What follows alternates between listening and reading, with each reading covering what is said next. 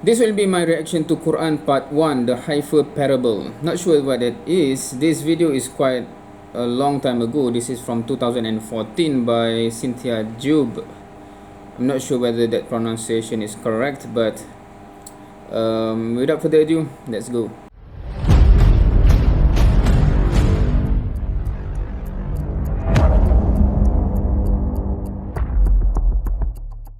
So after I have reacted to the previous reaction, obviously the YouTube will have the suggested video on the right side here. I'm watching through my laptop, and there's another person who reacted to the Quran, and I think I'll just go straight and see what she have to say about it. It is Saturday the 29th of March, and it is my older sister Alyssa's birthday. Happy birthday, Alyssa. She is in her 20s. I'm gonna go with that for the whole age thing. My older sister has lived in Australia for several years and converted to Islam a few years ago, and she came to visit, and we had interesting discussions about our different religions because she's a Muslim and I'm a Christian. She married her husband, who is from Syria, 2 years ago. Okay, so anyway, I think that is the background of this video, right? The trigger for her to actually, going to know anything about Islam, perhaps. So yeah, that is interesting.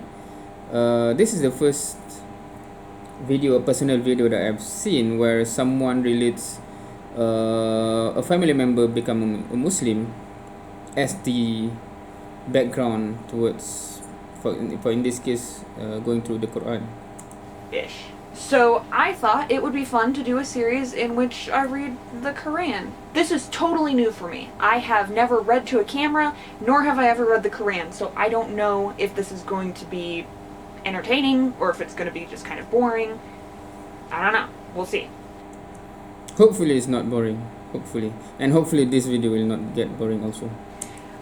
This is an English interpretation. It's by Abdullah Yusuf Ali, who, I'm not sure if I'm pronouncing that right, but Arabic is so very different from English that I don't think I could pronounce it right, even if I had someone like standing there saying it correctly to me. Ali is a very well-respected Arabic to English translator, and he also wrote a concordance. I don't think they call it a concordance, but like in Christian terms we write concordances for the Bible. He has a concordance for the Quran.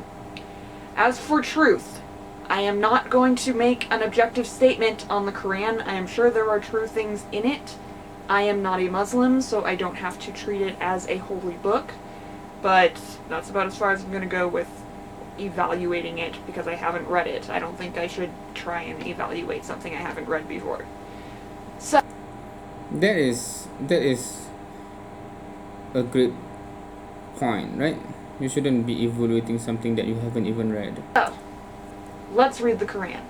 It uses the word God, but Allah is just the Arabic word for God, so I'm going to be using those interchangeably. It calls him Master of the Day of Judgment, asks for aid.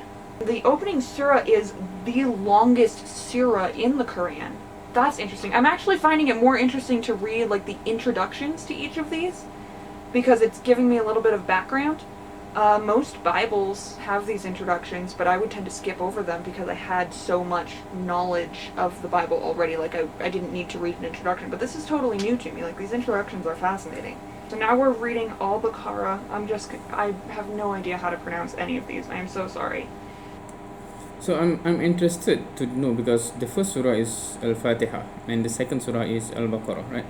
Whether in the printed book there, the al-Fatiha becomes something that appear to be like introduction, because al-Fatiha, is it translated into introduction? It's the opening, right? It's the introduction. Al-Fatiha. Yeah, it's so perhaps that's why she says this is the introduction.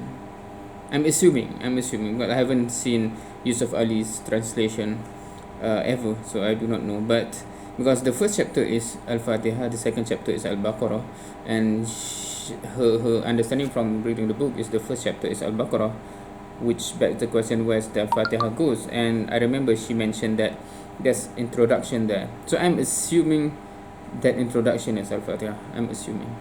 Al-Baqarah or the Heifer, the cow. People who lie about what they believe will be punished. Oh, is Heifer a cow? Because I'm not familiar with the word Heifer. So is it the translation of Al-Baqarah?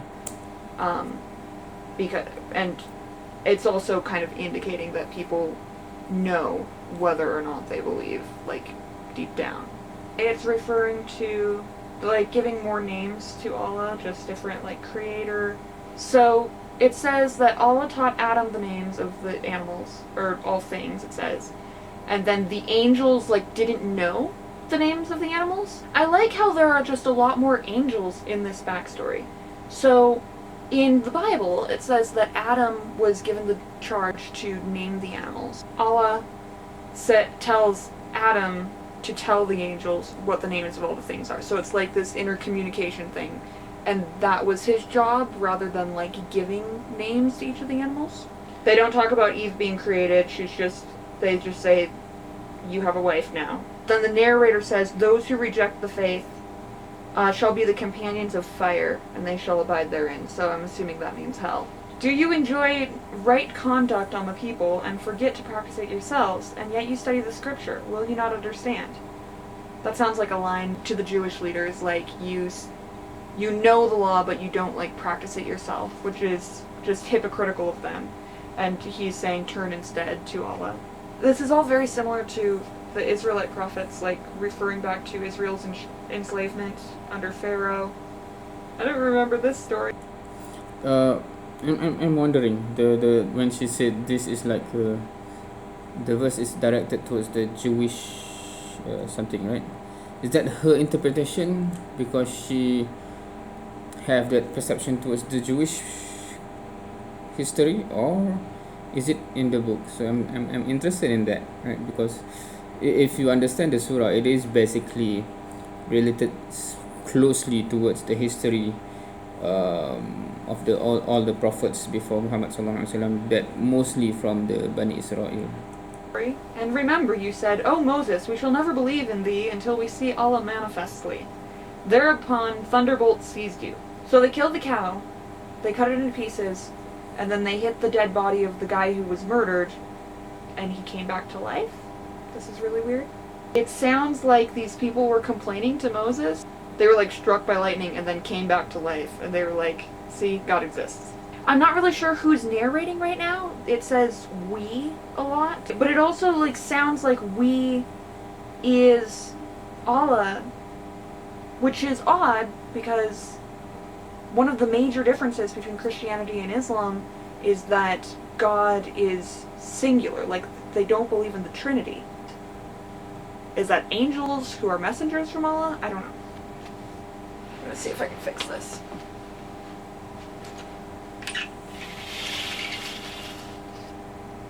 There we go. The light is much better now.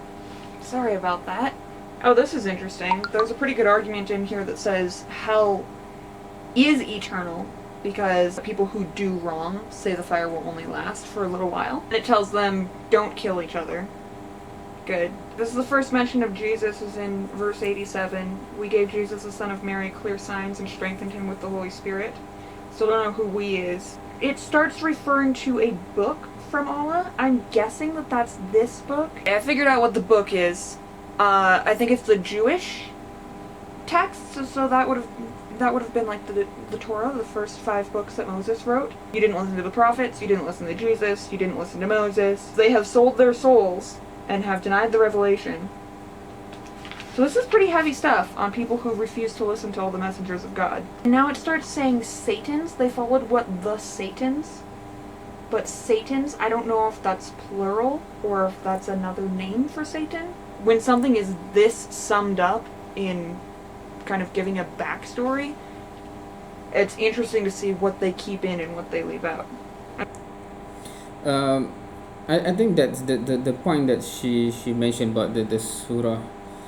At least the first half is directed a lot towards the Ahl Kitab, or perhaps in context we would say toward the Jewish or the Jews, right? Or the it's because in Arabic it doesn't say what is the Arabic for Jews. Is it Yahud? But it's not say Yahud. It's mostly Ahlul Kitab, Bani Israel, right? So the people of Israel, right? It's referring to the Prophet. And for Muslim, actually, I think many of Muslim miss the point on what that context is. The context is our seniors, right? Those who come before us, that have the Prophet just like we do in Muhammad sallallahu alaihi wasallam. They have Isa, Musa, Jesus, and Moses. They have the books. We have the book, right? And yet, the disobedience, etc., that happened should be a lesson learned for us, that if we continue to also disobey, we will have the same results, the same end to our senior, right? So that's a big part of the beginning half of al-Baqarah, right? And it's sad when Muslim, when they read about Bani Israel, the conclusion is, oh, those people are, right? Because when the story is being told to us, we are basically expected to reflect on, okay, those who are in a similar, exactly similar situation as you before, messenger have been sent to them, books or guidance have been given to them, yet they choose to reject, they choose to disobey, and in the end, this is what happened to them. And for you, you should take note that if you repeat the same mistake, the same will happen to you. That should be the lesson learned for us. Unfortunately, we become the people that repeat the exact same mistake, that says we are the chosen one, those other people are wrong, they will be going to hell, we are saved, etc., etc., etc. And then we make the same exact mistake as them, right? We are in the delusion that we are the selected people, in the sense that nothing can change that, right? We are selected, we are the chosen one, we are the people loved by God, regardless of whatever we disobey, which is totally the same mistake that happened before, right? So unfortunately, many Muslims do not reflect on what they read in the Quran, unfortunately. So yeah, but anyway, I think that is an interesting point about how you perceive the meaning of the first half of the al-Baqarah and what they retell. Now he starts naming prophets, Raina, Unzurna. I wonder if these are referring to biblical prophets and I'm just not recognizing the names, or if they are Islamic prophets. I'm not sure. The Jews say the Christians have not to stand upon, and the Christians say the Jews have not to stand upon, yet they profess to study the same book. Like unto their words is what they say, we who know not. But Allah will judge between them in their quarrel in the day of judgment. Yeah, can we just go with that? Like the whole idea that God will figure things out at the end. It doesn't say that the Jews or the Christians are right. I think it's saying that Allah did not have a son, so it's saying that Jesus could not be the son of God. It just like keeps referring back to the children of Israel, which is interesting to me. It's like they really want the children of Israel to be saved. Jacob dies, and then he says to his sons, "What will you worship after me?" And they said, "We will worship your God, the God of your fathers, Abraham, Ishmael, and Isaac." Different, because in the Bible it specifically says that Ishmael was not part of the inheritance. It says Abraham, Isaac, and Jacob, the grandfather, father, and then son. But this lists Abraham, Ishmael, and Isaac. This is where I'm going to leave off. I'm not sure if I'll end up reading the whole thing. I hope to read the entire thing at some point, just because I'm going to read it whether or not I'm doing it in front of a camera. Hopefully what I said wasn't too cynical. I'm giving just my honest reactions to the book. There are going to be some people who want me to be really anti-Quran, and there are going to be a lot of people who want me to be like more pro or more respectful about it. I'm sorry, I am just reading it and giving my immediate reactions and just asking questions. I'm Cynthia, this is for my older sister Alyssa. Happy birthday. And it's actually not even your birthday anymore, because you live in Australia. I don't know why I wasn't thinking ahead on that. Except that I worked yesterday, so I couldn't have filmed it then. Thank you guys so much for watching. If you want to find out what happens with more of these reading through the Quran videos and other videos I'm uploading, I would appreciate it if you'd like this video and subscribe to my channel. Also, check out my blog, cynthiajeub.com. Okay, so Cynthia Jeub, she mentioned it, so she pronounced it that way, so I think I did close enough. Anyway, so there's up next the how to say, the suggested video on YouTube. Here it says Quran Part 2, Abraham, Isaac, Jacob and Ishmael, by the same girl here, Cynthia Jeub. So I think after this the next reaction will be that one, because I'm interested to see what she have to say, because it is interesting, because she make impulsive, not impulsive, what is it called, immediate reaction, right? So she reads straight away, she reacts, right? So it's like the first thing that comes to mind. So that is the thing that I like to see, how people, especially she seems to be quite well versed with the Bible, so she can give straight away how it is comparable one with another, right? So that is interesting to see. So I will go next for the part 2. So that will be in the next video. Thank you for watching. See you next time.